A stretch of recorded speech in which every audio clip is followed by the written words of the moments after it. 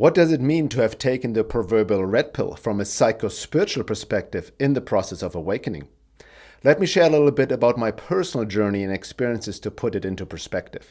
Perhaps you can relate. Over the years, as I dove deeper into my process engaging in psychospiritual work, I uncovered all kinds of suppressed parts, exiles, soul fragments, the imprisoned inner child, and many protective layers, subpersonalities, and armor that covered up trauma, wounds, and shadow aspects going back lifetimes. All these subpersonality parts I mistook for the true self. They also served as entry points for occult forces and malevolent entities to come in. People often ask me, what was the most important realization on my path so far? Well, it was in the late 90s when I was first getting into Jungian shadow work, and I started to make more efforts to observe myself. I realized that I was acting out parts of my father and mother that I actually externally disliked in them. In other words, I realized that I had the same traits that I blamed my parents for, deep in my shadow, and I was not aware of it, but acting them out mechanically and unconsciously. I also projected these shadow traits onto others and the world at large, and judged them for it, but did not see them in myself. Moreover, I realized that whatever triggered me or irritated me in another person, I was actually carrying the same trait in my shadow within. These unconscious projections also polluted my view of the world and conspiracy research when I first got into it 30 years ago. I was lying to myself that I was awake, lying to myself that I know how the matrix works, and I was making fun of anyone who I deemed to be asleep, getting caught in this superiority trap.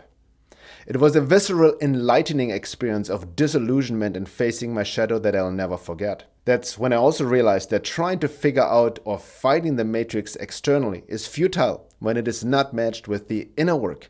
Otherwise, I'm just fighting shadows on the world of my unconscious projections. As I deepened the inner work of making the darkness conscious within, facing the potential for evil within myself, and integrating the mother-father wound, I also experienced flashes of my true self, the impartial witness.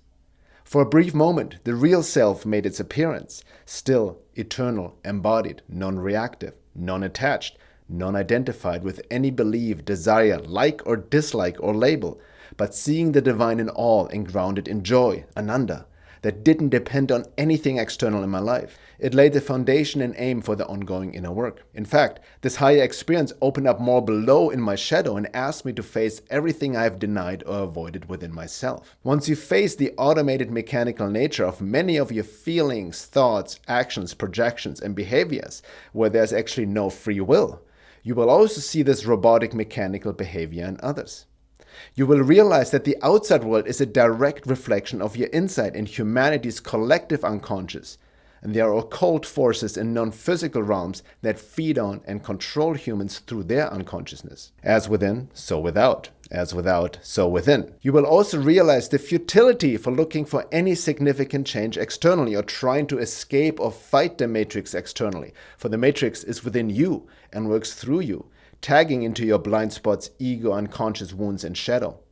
It's a humbling experience. It's dark, disturbing, yet liberating and enlightening at the same time. It's impossible to put it into the limited constructs of language and words. Once you cross that threshold and start to see the unseen, as it's called in esoteric occult science, there's no turning back to your normal life. At that moment, you really took the red pill. When you face yourself with full self-responsibility and you stop blaming the external world or what you think the matrix is. It will prioritize what truly matters in your life. That is the starting point of the process of individuation, where you will also need to face isolation, loneliness, and alienation as part of the process to escape the sleepwalking consensus state of humanity. This phase of alienation and isolation are lessons to test the sincerity of the seeker.